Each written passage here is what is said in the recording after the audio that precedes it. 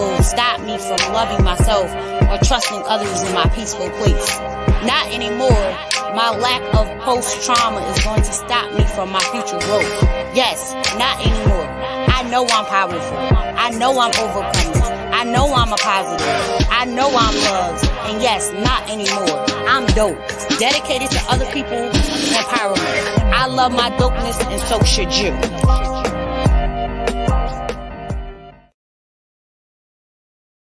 Hello, everybody. I thank you, as always, for tuning in to Rock Bottom. Thank you.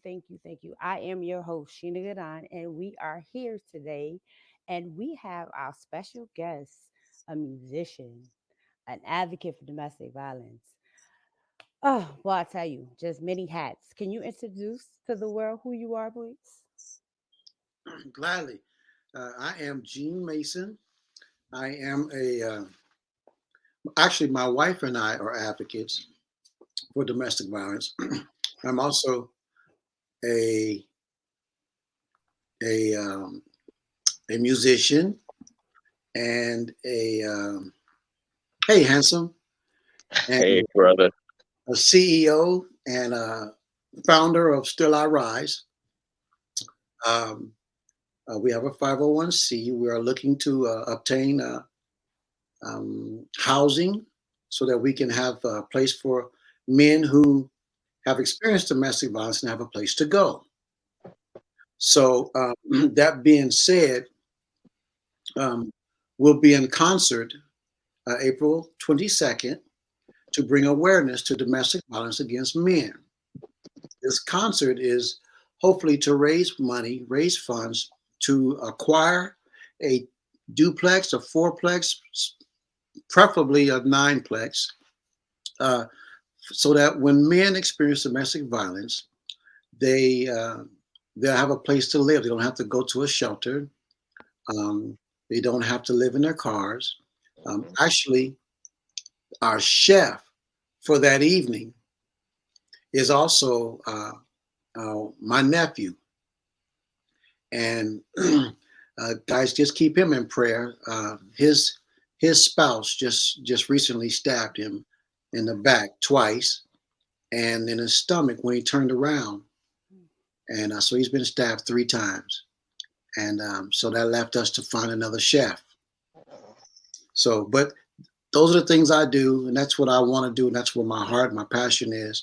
Like I said, my wife and I, we advocate together. We have a different type of ministry um, for families, men and women, and we kind of come at it from a different perspective than what everyone else is coming at it. We don't come at it from a survival point of view. We come at it from a thriving point of view to where do we go from here type of view Absolutely. versus staring in your rearview mirror. So That is awesome. We definitely need a lot more of that. Now, what made y'all decide to get into, advocating for domestic violence? What got you into music? What got you into just going all these different routes? good question. Funny thing, about 4 years ago, 3 years ago, 3 years ago, um, I've been a musician all my life, a drummer. But 3 years ago, no, it was 4 years ago.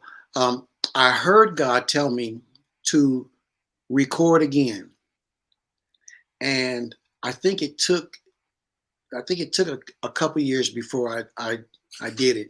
So when I did, I told my wife, and she went and bought equipment for me to do so. Um, After recording my very first CD, the Lord blessed, and she acquired even more equipment. My son purchased me a brand new computer, and that was born. Um, the advocacy came when my wife made a phone call to a friend after I told her my story, and she made a phone call to a friend, and the ball's just been rolling ever since. Tommy is 75% part of that. He has turned me on to let me just say, put my name out there, and people have been blowing us up. I think for the past 4 years, my wife and I have uh, been been on streaming. We've been in person. Um, we actually have to be in Houston in May. We're doing something there in May, and it has been amazing at the response that we have gotten as a team, as a couple, um, as influencers, as speakers, and as a musician. It has been a huge onset for that.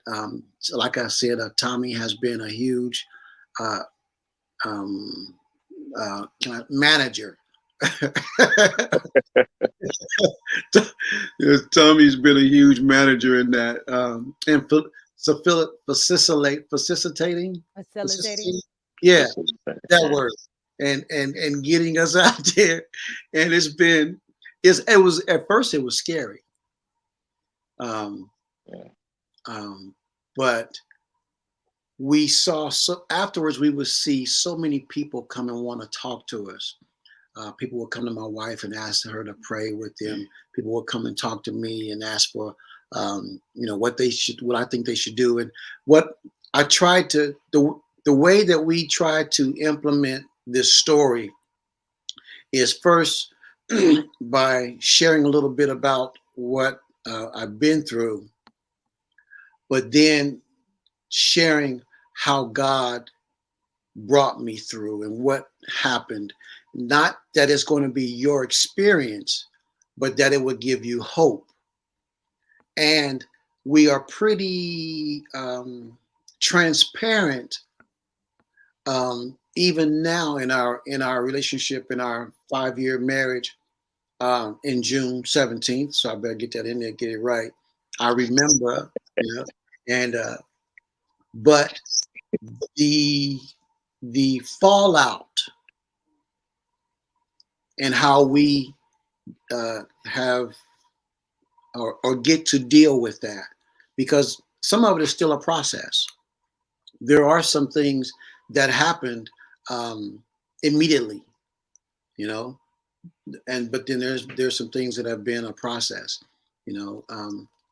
Just because you have been through something doesn't mean that you don't have residue. That's absolutely correct. Yeah. That's definitely absolutely correct. Now tell me, what did you go through? Can we hear some of your story to know what you've been through? What was your process to get through it? And how do you feel of what it is for you right now? Well, I went through. This is my fourth marriage. uh, my first wife was a high school sweetheart. We actually started dating when she was still 12. We went through high school, got married, had 2 children, and unfortunately, somebody took her life, raped her and killed her, left me with the 2 babies, and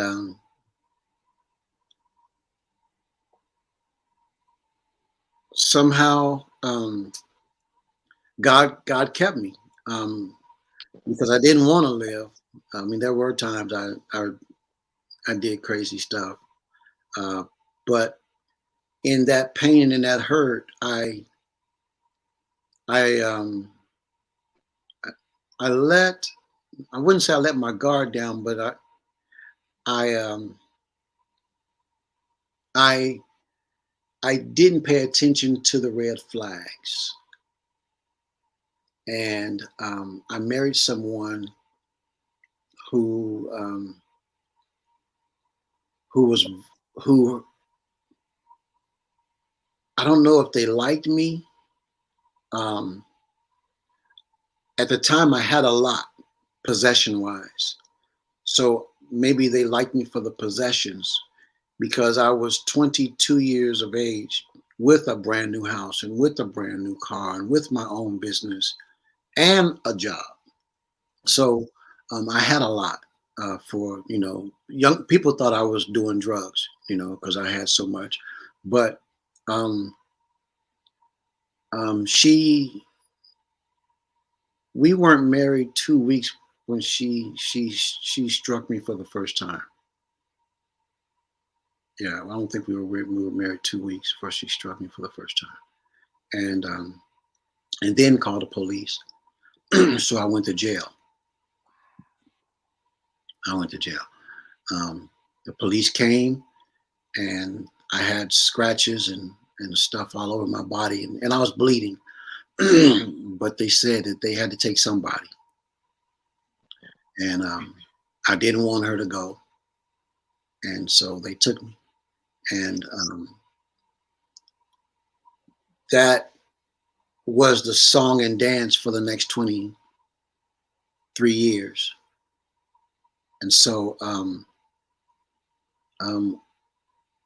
just unfortunate because I just got a letter from her that now they gave her the deed of trust to the house, so I no longer um, own that house up in there.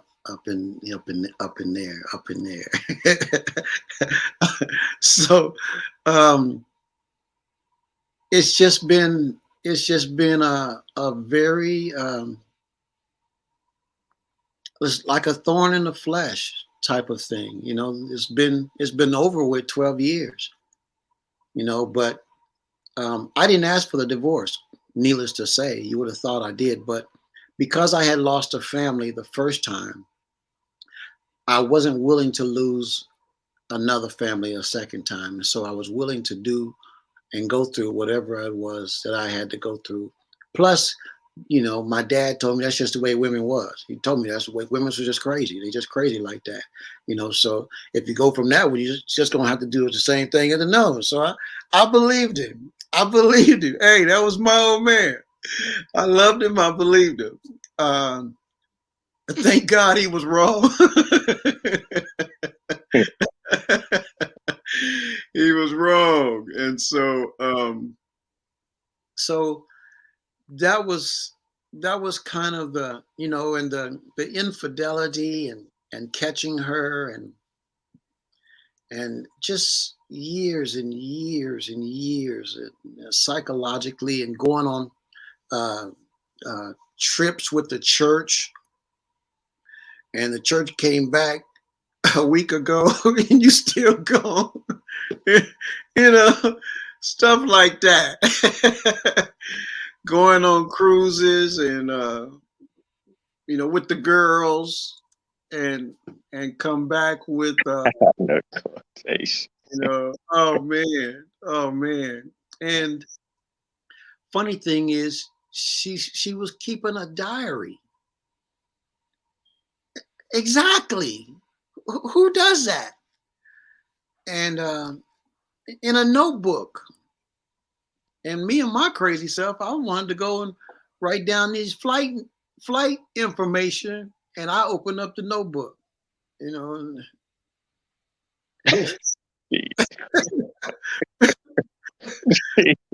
Oh man, yeah, you've been cruising, all right.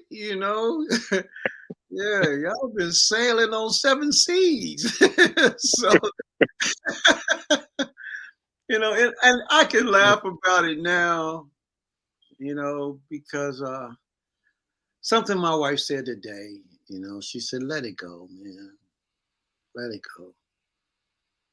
And if she's okay with me letting it go, I wanted to sell the bad boy so that we can have, you know. But if she's okay with me letting it go, then let it go. So Sometimes you gotta let go to get new. Yeah, yeah. I hear y'all.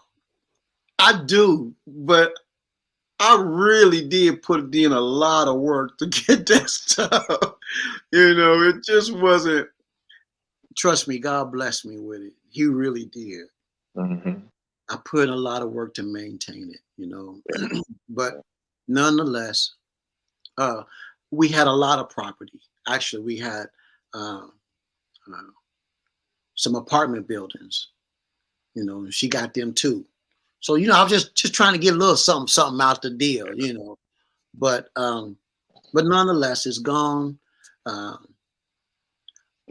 I'm doing great. You know, uh, I mean, you have to catch me on a good day. My wife would tell you, well, he tripping today, but today I'm doing good. So, I'm doing music, and I have to say, um, I even though I have bad days, I still have a joy. Even though there are times I let stuff irritate me, and I get irritated. I do. I still have there's a some kind of a different kind of joy underneath. If you scratch the surface, you'll find it. Don't get me wrong. Sometimes I pave that joker with some black tar, because folks get them, But if you ever go and scrape that thing, you'll see that I really do have joy underneath. I'll laugh, even though the situation may not be funny. I find myself laughing. You know what I'm saying? Like I thought my wife said today. Today I thought my wife said "baby" to somebody. So me, but it, somehow we laughed. I don't even know how. And it was done just that quick. So I'm saying, I'm saying, hey, look, I get it. I understand the pain. The music, the way we put this together is the advocacy is to encourage and help. The music is to encourage, help, and heal. We're hoping to bring healing to the brokenhearted through music. I'm actually an author this month. I have finished my book called Still I Rise. The album is called Still I Rise. They're both, going to be released at this concert. The book talks about some of the things I went through and how God blessed me and brought me through them, and my opinions on life, as He brought me through it. And the chapters of the book are also the titles to the songs. So it will help you to understand what I felt and what I went through and how I felt it, and and hopefully bring healing to anybody who can relate, whether it's male or female. The book talks to both. I talk to both. It talks about a number of things that men deal with and address, but also talks to the women. Says, "Hey, women, you're more than you're more than just a booty call or weight. It addresses both, because the truth is, domestic violence is a humanitarian issue. Definitely it is. It's not a woman issue. It's not a man issue. It's not. It's a child issue. It's an elderly issue. It's even a dog issue. And cats out here. So it's and the pandemic didn't help none. No, the pandemic made the domestic violence even worse, and the numbers go up profusely According because to the what is it, uh the European Post, I think Mm-hmm. they're claiming that the numbers went up 50 and 60%. and I believe it because now, because with COVID, they had to be locked in with their music, or they Yeah. didn't have like an escape to go to because they Yeah. couldn't go to Yeah. work. So they were Mm-hmm. home with the people that was violating them and abusing them and making them Exactly. feel worthless and making them feel all these different things and maybe like you said, stabbing and killing them. Mm-hmm. And Yeah, it's Yeah. horrible. and that I want to mention that my new chef, turns out she had a story, and she said she's also a survivor, and she told me that her story was her husband killed their 5-year-old, Wait. Mm. You said her husband killed the Suicide. 5-year-old? killed their 5-year-old, Suicide, bro. kidnapped her, Wow. and tortured her for 26 hours. Mm. Mm. So we this is a hurting world. It is. So I, as a musician, I am trying to I hope to initiate healing in the hearts of people. Through Absolutely. music. So Absolutely. And I commend you on that. Congratulations Yeah. on your book and your album. thank Absolutely. you, thank Definitely you, commend you on that. That's major thank you. because a Yeah, lot of times, to get out and speak about domestic violence and to advocate for it can be just as hard, especially when you went through it. Because sometimes it can take you down that path of where you've been and it kind of triggers things sometimes. So I life understand. life does that. You don't have to Mm. worry about Oh yeah, talk, Yeah. absolutely. Oh yeah. Absolutely. talking about it has It is not a helps and trigger. It does not no, trigger but for I me. mean, just some of the stories. No, it's not a trigger for me either, but it can be Yeah, trigger for people that haven't healed from it yet. Yeah. Is what I'm saying. Exactly. Exactly. Because the yeah. conversations that you have when you go out and speak, it Mm-hmm. triggers things in people because they never healed from it or dealt with it or Right. even took the time to got rid of the baggage and healed Mm-hmm. Or address it. or And address it. They locked it up in a box and said, "Okay, I'm gonna move on." yeah, and we as a team get to discuss that. My wife, she hits on it even in the book. She also hits on it in the book. Um, let me say this. Her name is Shannon. Keep calling her my wife. Her name Yeah. is Shannon Mason.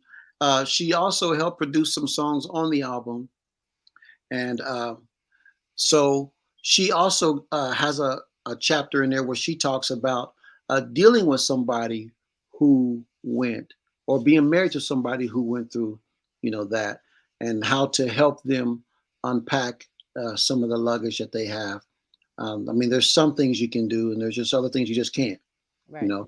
And Absolutely. so that again is something that, and the stuff that's in the book, please know I am free to talk about it so that you don't have to get the book. I mean, I'm not go get the book. No. Yeah. Right. Right, bro. You have Jennifer Already. Ashley. She said, "Where is the book and the album featured? Yeah. Please keep her posted." She said, Well, it's going to be a release at the concert. It will be on Amazon, and hopefully it will be on CD Baby. And we hit a little hurdle with both of them, but we still hope to have them ready by then. And um, just know, just for the record, when y'all dealing with somebody, even church folks, check them. "Yeah, because you have Just that spiritual abuse too.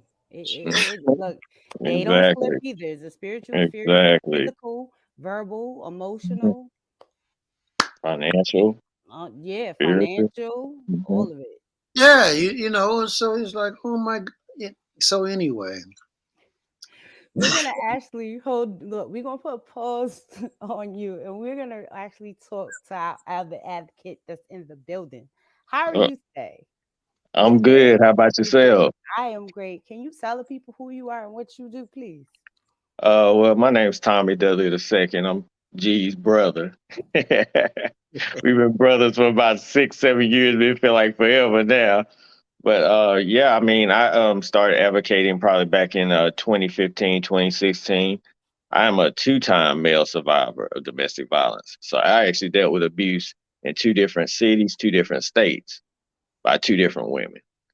Um, So that was a bit much, but I also, I advocate for parental alienation as well, which I explain a little later, and scoliosis awareness. So I got about 3 ribbons, that I wear and that I advocate for.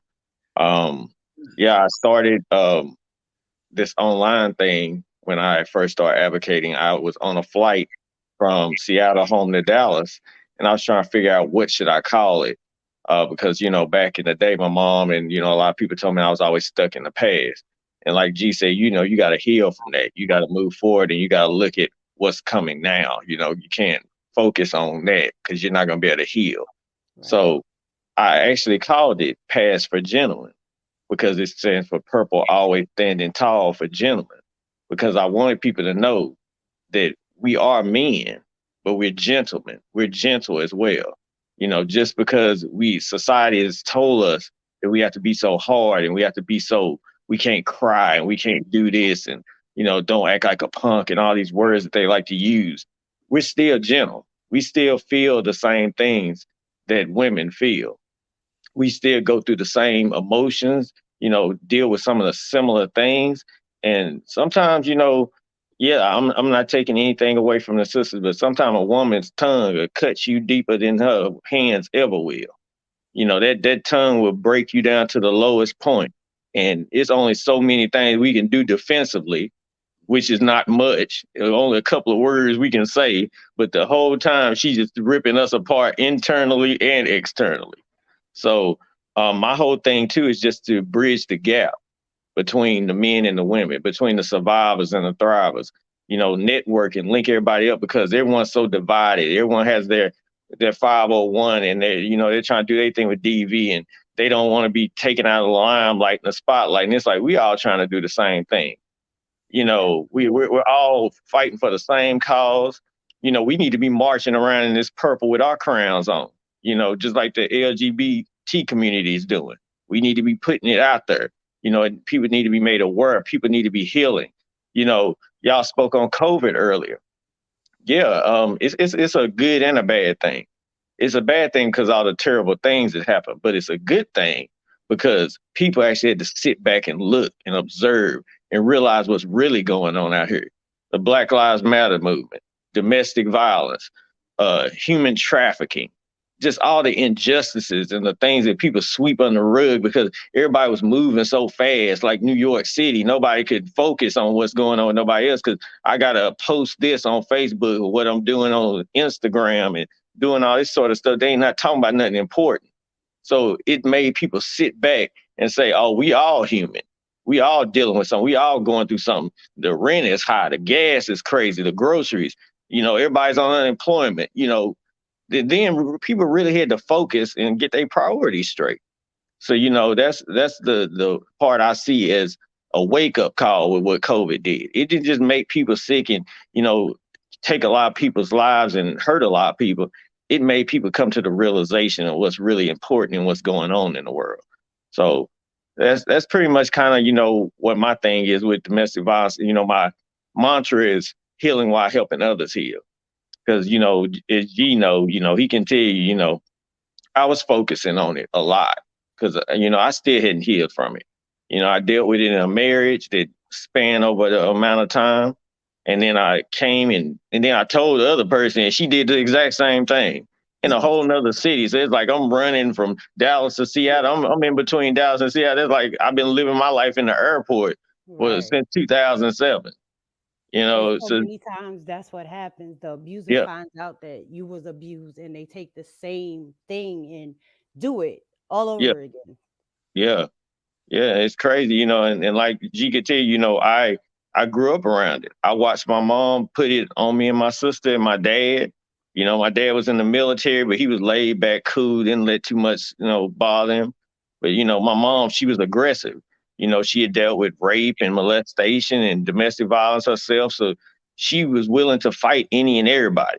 She didn't care who she hurt, she didn't abuse me or my sister, but she's very overprotective. She was, very, even more than a helicopter mom.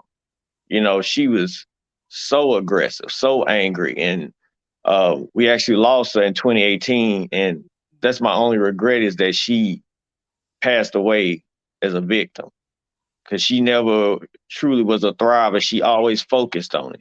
She always held that grudge. She always was ready to fight and just angry. So I wish she could have been around a lot longer to see what I was doing, because we lost contact, and I actually stopped talking to her because I was trying to heal, and I knew if I talked to her, she's gonna be like, "Where they at? Let's go fight. Let's go jump." She don't need me to go fight. She gonna do it herself. She gonna fight them. They mama, the auntie, the preacher up there, the person on the plane, the flight attendant. All the whole time we getting up there, we about to fight. So that's just my mom.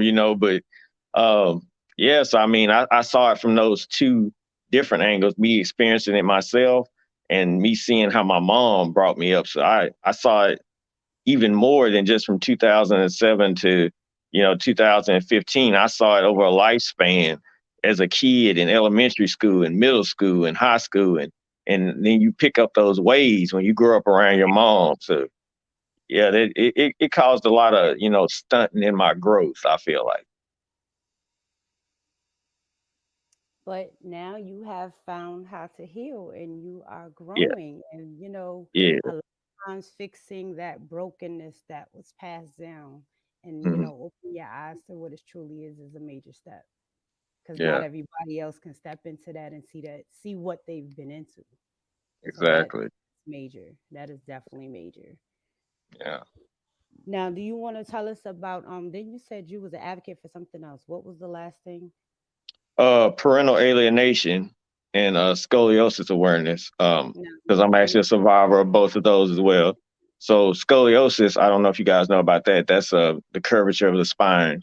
So I was actually diagnosed with that at 12, and they kept giving me several back braces, Boston and Charleston braces, and ultimately, if the braces didn't work overnight or during school, the end result was going to be back surgery. So by the time I was 15, it wasn't working. I was hitting growth spurts, and the doctor said it's time to do surgery. My mom said no, and I said yes, because I'm tired of wearing these braces in the bed at night, sweating and in pain, because they made out of plastic and styrofoam, and then they're up under your arms, so they're pushing you to one side. So I had to sleep in that at night, and that was hell. That was torture. Um, like I said, sweating, and just my ribs would be hurting by the morning time. I couldn't even stay in it all night sometimes. But Mm. they ended up doing the surgery.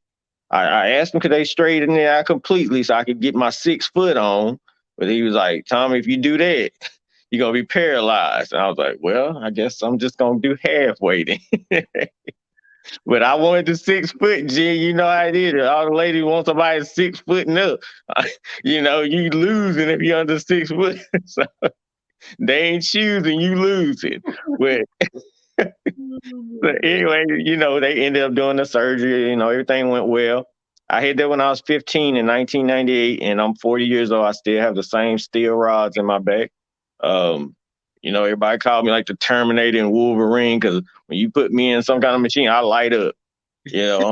I'm pure platinum back here. Just they love it. The chiropractors, the doctors, everyone love to see me in come through, because I'm just shining. But my other advocacy, parental alienation, it kind of stems a little bit from the DV.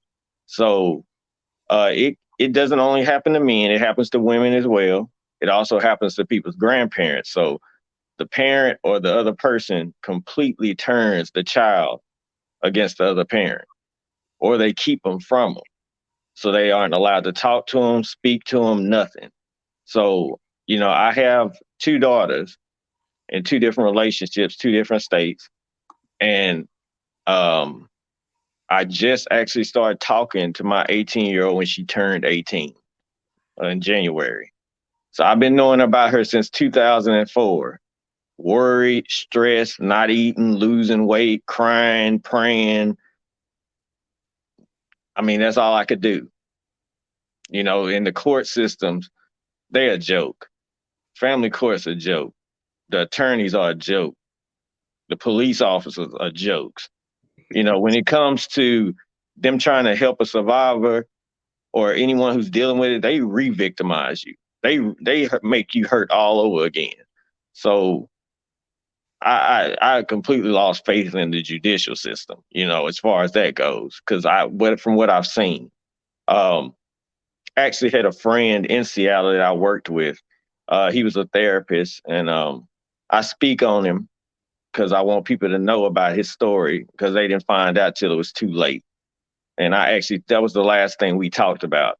So his name is Glenn Jameson, and Glenn had 2 daughters, and he was being kept from them too. Glenn took his life August of 2020, excuse me. I last seen him in March of 2020. So when I found out about it, it really broke me down because he was dealing with the same thing I was dealing with. And most people don't know all this stuff stems together, suicide awareness, domestic violence, or rape, sexual assault, human trafficking. We all under the same umbrella. Most of the survivor brothers and sisters have endured more than one type of abuse. They have many ribbons just like me, and probably don't even know it. But, Glenn dealt with that as long as he could, I guess. And, I held on to a lot of guilt that year because I felt like I should have checked on him more, but I was dealing with mine as well, so every time his birthday, Father's Day, the day of his passing, I'll post on his Facebook page, and I'm really glad to say now that I'm on a whole different level, a whole different testimony. So the last thing I was able to tell Glenn on his page is that I'm talking to both my daughters, and that, he would have been happy to know that I got to talk to my 18-year-old and my 13-year-old, and I have their cell phone numbers, and we're communicating daily. And I know he just would have been happy to hear that, and I shared it on his page so other people know what he was going through and what I'm going through, and to be aware of this, not just men to be aware of it, the ladies, you got to kind of be aware of what you're doing. You have to be aware of who you're laying down with, who you having a child with, because they use that as a pawn. That's a whole different level of mental abuse. That's a whole different level of emotional abuse. So it's like, I just want to make sure that people know about that. Be aware of parental alienation. It's in April. It's actually a day, April 25th. They actually raised a flag in Toronto, Canada for it. One of my survivor sisters over there, she did it. So Canada actually has their own day. The UK has their own day. I mean, it's going on all over the world. It's crazy, and people are taking their lives, especially the men. A lot of men have been taking their lives. I see it on Facebook all the time. The groups of people are upset. They're angry. They're bitter. They're sad. The questions are, when's the last time you seen your child? When's the last time you talked to your child? And it's like, some people's answers are longer than mine, 25, 30 something years. I see him every so often. I haven't met him yet. Just like me, I didn't meet her yet. You were wondering what the voice sounds like, what their personality is like, what they're doing, if they're okay, if they're safe. It's like having a child, but your child is dead because you don't know him. You haven't seen him. It's worse than like burying your child because it's like you have to leave that alone type thing. So my thing was I had to pray and I had to wait. And as I told Gene a few weeks back, it's been amazing since I started talking to my youngest. I got the job I wanted. God's blessed me with that. I'm back in the airline industry doing what I do, serving people, loving on the people, networking, And then the next thing I know, here come my oldest daughter. I took a risk. I said, let me just message her mom and see if I can put on my flight benefits. Next thing I know, I got the phone number. I got a birth certificate. It's just like, man, I'm a whole different testimony. And thanks to, Gene and Shannon for all their support, for, loving on me and being true friends and brothers and sisters to me. And for Damon Thomas at the Men of Courage show for actually calling my ex-wife and having us on FaceTime with her husband, and man, I never imagined anything like that happening. I never imagined facing the person that I hated so much, that hurt me, that I hurt. So it's like I'm a testimony on a whole nother level. You can see that I came from two situations, and not seeing my daughters to seeing them and talking to them, and then forgiving the women. That's the important part. You have to forgive them, then you heal, and then you're able to move forward. Then That is things start that coming is the into play. major part. Yeah, Forgiveness is the major part because a lot of times you don't forgive them for them, you forgive them yeah, for yourself. exactly. Because you're And gonna that be up at night. yes. I'm just thankful. I'm blessed. The nightmares, the night terrors, the sleep paralysis, the sickness, the nausea, the weight loss, all that stuff is gone. Mm. My mind is clearer now. I'm able to try to move forward and be the man I'm supposed to be. I mean, I'm 40, and it came a little late, but it came. But Hey, um, I'm 55, but I'm still waiting. So you do. bruh, you ain't no 55. What we class of '99? I told you that. That's what we tell everybody. We class of '99.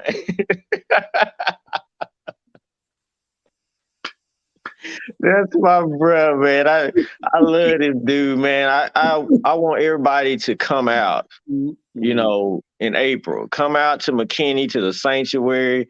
Man, he's gonna bless y'all. I done heard some of them beats and them songs and them melodies. He still ain't challenged me on the drums yet. I don't know what's going on with that, but we gonna twist the sticks when I see you, bro. We go, or you got to let me sing or something, because I told you, bro. You see, they do me like him and Shannon do me like that. I'm telling you, when I get on there, when I get on that mic, when I bless that mic, it's gonna be a whole different level. So, G, G, don't do me, don't do. Oh, Lord Tommy. have mercy.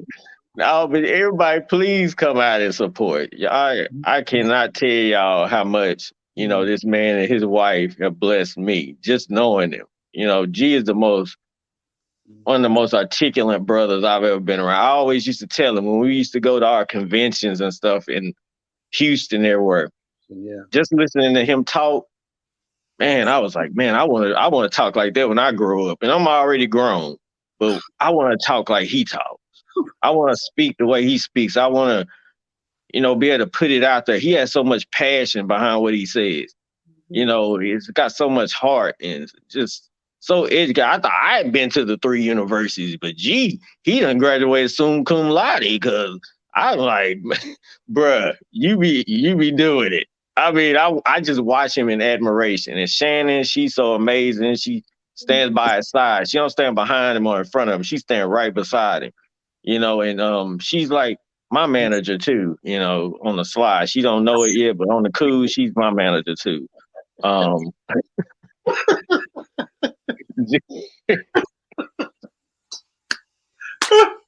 Boy, this is how we is when we get together. Me and G, we something else when we get together. Like I said, man, it's been about 5-6 years, but I feel like it's been a lifetime for us. And I told him, wherever I go, bro, I want you to go with me. We gonna take this advocacy to a whole nother level, and we're not scared to speak on it. We want people to heal. We want strong brothers to be out there, standing alongside these sisters, turn this pandemic, epidemic, whatever it is, turn it down. United as one. So yeah. So I have two questions for y'all. Well, one Mhm. actually. What do y'all vision for y'all advocacy in the next 3 years? Tommy, you first.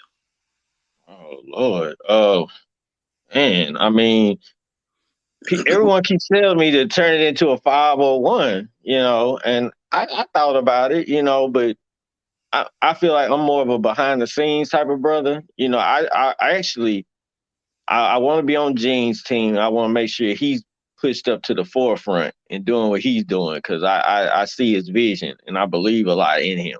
So I do want to stay on a team and make sure that this thing gets so big, that we have so much network, that we have so much togetherness. That's my whole thing. I want to see the unity.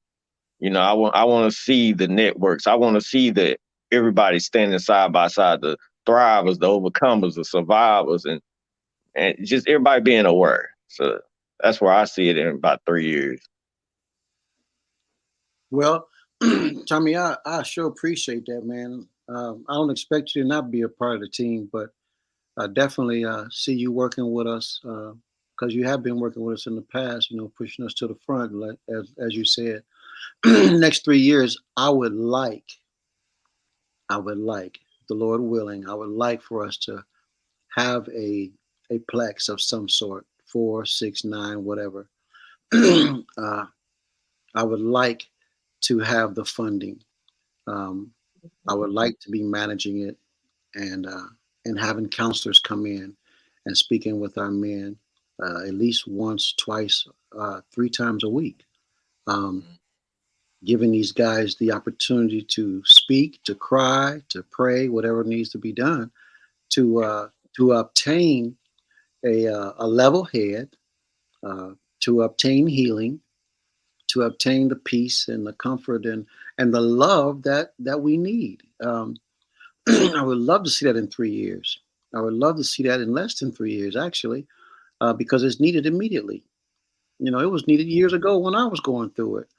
When I was going through it, like Tommy said, I had 2 guys living in my living room, you know, and me and my kids was in a 2-bedroom apartment, So I know it's needed. I know it's necessary, and I wanted to be in a position in a place where they don't have to pay for anything. If they want to, they can, but they don't. It's not necessary. You know what I'm saying? That stuff, that trauma is enough within itself to deal with. I don't Right. want them to have to worry about where they're going to sleep. You know, where they're going. If it wasn't for a friend who I was using his car, I would have been sleeping on the ground. You know, so I get it. Been there, done that, and would like to help someone else so that they won't have to. What was that commercial? We work hard so you don't have to. Yeah, so we endured so you won't have to. Christ did that for us. He endured so we wouldn't have to. Well, what are we if we don't do that for the next person? We're our brother's Absolutely. keeper. So Correct. So, can y'all leave the people with one something positive to thrive on, I guess, for the rest of the month? Because, it's already March. And then tell them how to connect with y'all, how to follow you. And don't forget to tell them again about the event that's happening in April as well.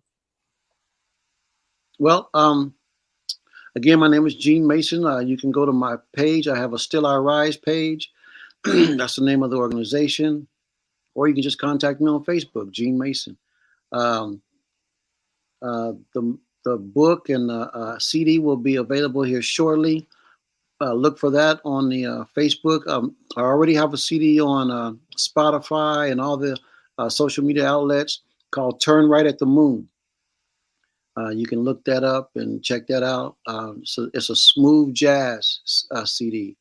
Uh, very, very anointed. Very, very anointed. No, I'm not the greatest musician, but I tell you what, well, every time I listen to that music, I'd be like, man, who helped me do that? Because it's better than anything I could have done.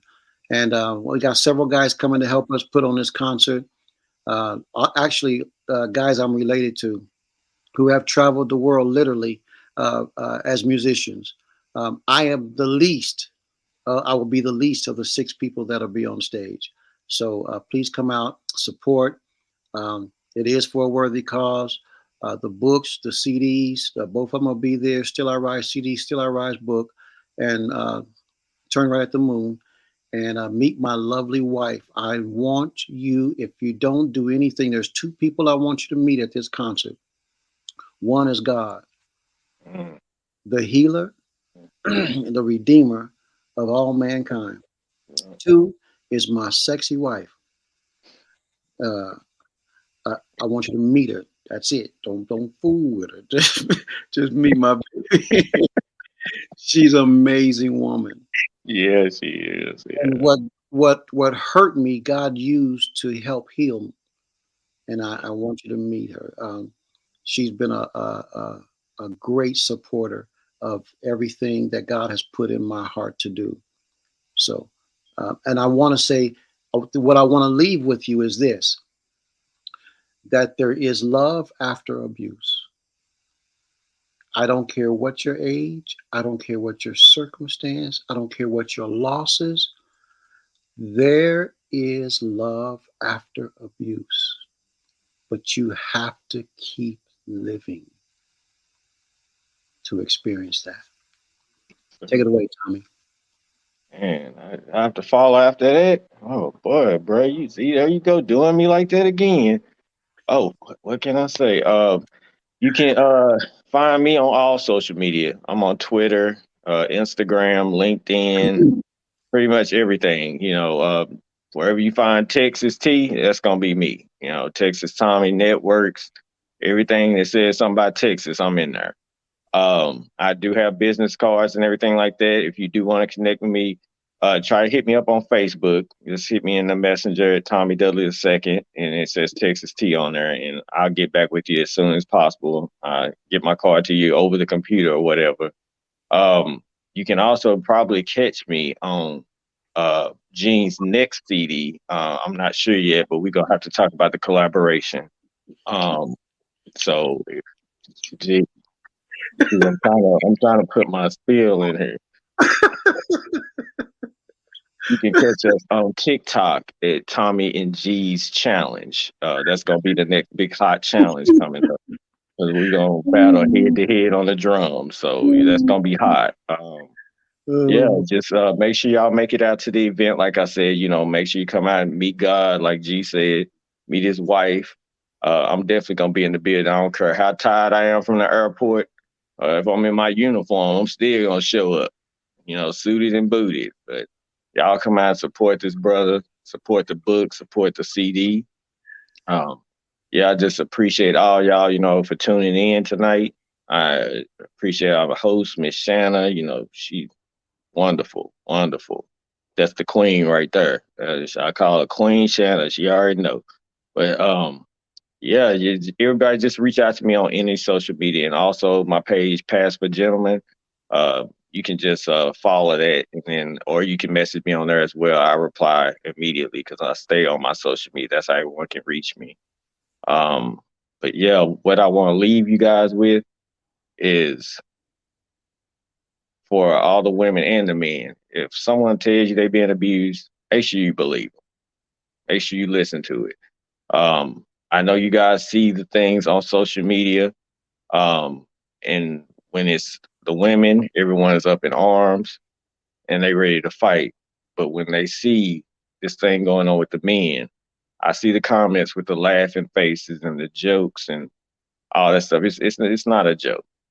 It's not funny at all on any aspect for the men or the women that are going through it. Stop telling everybody they can leave, because that's not the case. When you're in that situation, you don't know if you can leave or not. And that's a dangerous part. So, just watch what you think, watch what you say. Just be aware. Be more aware of what's really going on. Educate yourself on it. And if you don't understand what they're going through, try to help, go in there and talk to them and get an understanding. Let them talk to you and see what they're going through. Don't ever say you won't be in that situation, because I'm sure a lot of us said we wouldn't be in that situation. Man, what you said. Hey, I said I wouldn't be in that situation. I said I'd just leave. I think we all might have said that. Yeah, so you can't never say what you're gonna do until you get in that situation. It doesn't have any color. It doesn't have any social status. I've seen judges. I've seen people that are in news anchors. I've seen people that are in high status places that are being abused, and they just finally admitted to it. It happens in the military. It happens in the police departments. You just never know. You never know what somebody's going through. And I thank God that I had Alaska Airlines in my corner when I first was going through it. They helped me get out. My airline, my job. I want to thank Jacob's Heart story, him and Janice Burris up in Eugene, Oregon, for giving me my voice. They were already advocates for CHD awareness, but they told me, Texas Tommy, if you want to advocate, go out there and speak. And I heard this from a 14-year-old boy. You know, so I just want to make sure that y'all be transparent. You know, say what's on your mind, say what's in your thoughts. You know, listen to one another, love one another. You know, have humility, have integrity. You know, do the things that our grandparents, our great grandparents taught us to do. You know, do that. Let's take it back to the old ways, because this new stuff, it's not working. You know, so I just want to make sure that people have humility. Just remember that. Having humility and integrity and care for one another. Absolutely. I thank y'all for coming on the show and blessing people with y'all story, your powerful words, and your advocacy. And people, remember, stop bleeding on people. Just heal, because the less you keep holding on to, the less you have to carry, and then your shoulders and your body won't feel so heavy. Think about it. As always, I thank y'all for tuning in. Y'all know Rock Bottom is on every other Saturday. As always, y'all know I am the author of the book called The Mask Behind the Mask, Unveil the Broken Pieces of Mask. And y'all know I am also the new children's book author of The Power in Me, and also my album. Please go get your copy. It is called I Was Always a Rose in the Darkness of Love. So it's on all Spotify, Apple, all platforms. So make sure y'all go get that. As always, I thank y'all for tuning in. And this has been Sheena, the lady behind the mask. And I thank you. Not anymore. My toxicness will stop me from loving myself or trusting others in my peaceful place. Not anymore.